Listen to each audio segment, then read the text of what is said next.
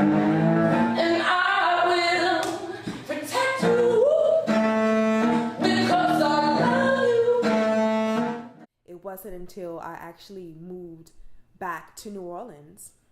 I moved back here in 2008, and it wasn't until 2011 that I really committed to my yoga practice. At the time, I was underemployed, and I had just started taking care of my teenage nephew, so I was stressed. My hair even began to fall out. And so I went to Life Yoga Uptown on Magazine Street, my yoga home, and I did not know what to expect. I just know whatever was going to happen was going to be better than what already was going on in my life. So I went, and these two amazing students were there. They welcomed me to come practice next to them, and I just kept going. I cried in that space because my teacher made me feel so safe and supported. I just kept going back. I kept going back. But then I began to notice that I was the only person who looked like me. Even though I enjoyed being here in class, I was the only person of color. The more I began to practice yoga, whether that means practicing outside or doing my lunch break at work, I was working at City Hall at the time, or even just sharing my journey online, I saw how people began to reach out to me. They wanted to learn more about yoga. They noticed how it transformed my body, and I seemed more calm, more at peace. And they wanted to be a part of that as well. So that was inspiring. And I had to let them know, you know what, I'm not a teacher just yet, but I want to be soon. I wanted to finish grad school first. And it just so happened that I finally met some Black yoga teachers. One in particular, Lauren Darnell. I remember my first weekend in teacher training, we were asked, how are you going to share your gifts of teaching with others once you complete the training? And I remember my response was that I wanted to bring yoga, share yoga more with Black women in particular, especially since I lost my mom to heart disease. And Black women are so disproportionately affected by heart disease based on culture, based on socioeconomics, so many different things. And I wanted to introduce more healthier ways of living that we can all incorporate into our lives. And I began teaching at Life Yoga, and everyone was so supportive.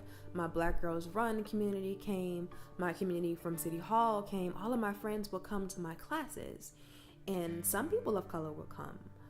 But not a lot. And when they would come, they would say, hey, it's a great class, but oh, they don't like coming all the way uptown, or they didn't feel completely supported in the space. And I was asked over and over again, can you teach in the East? Can you teach in the Lower Ninth Ward? Can you teach in Gentilly? And so not one person was asking me that. So many people kept asking me the same thing. And at the time, I struggled with it because I loved teaching uptown. But I started to realize I'm teaching for a greater purpose. I have a particular demographic in mind, and I want to reach this community. I want to go where those yogis are. And so I started to look at different spaces where I can teach a class that would reach more people of color. And so I finally contacted Dancing Grounds to rent some space there. I have the most amazing relationship with Dancing Grounds. I couldn't have asked for a better situation, and I started to teach a class there, and it was crickets. It's like nobody came. So I thought about it for a moment, and while I was thinking, Wild Seeds reached out to me and wanted me to teach a yoga class specifically for people of color.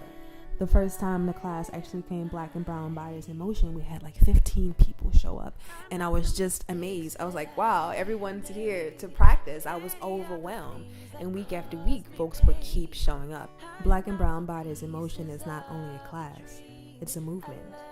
We meet every week, we bond together, we cry, we laugh, we learn new things about our bodies. And we don't just meet on our mats. I've had everyone over to my house. We've done ancestral rituals. We do potlucks. We go out to hear live music. We celebrate each other. And I'm so honored to be a part of this space. And it finally dawned on me that this needs to be chronicled. We need to have a record of this community, and so we can share this with others so that it can be replicated. So people across Louisiana, across New Orleans, across this nation will realize that yes, people of color do care about their bodies, and we're learning new ways to care for our bodies. We even practice practice yoga. It's not just for a particular demographic. It's not just for thin, rich white women. It's for everyone. Everyone who wants access to this ancient healing gift can have it. When you come to Black and Brown Bodies in Motion class, be ready to move in ways to make your body feel good. And you're going to see different types of folks practicing. You're going to see men, you're going to see women, you're going to see those who are gender fluid, you're going to see people of different ethnicities. We have blacks, we have Latinos, Latinas, we have Vietnamese yogis, we have Indian yogis, yogis from Haiti, from Africa, like all over, practicing together, loving each other, building a community together on and off the mat. And I'm so honored each week that you all trust me with your practice. And I learn so much from this community. I'm constantly challenged to better my teaching skills, to better my own practice so that I can keep up with you all and keep inspiring you as much as you all inspire me.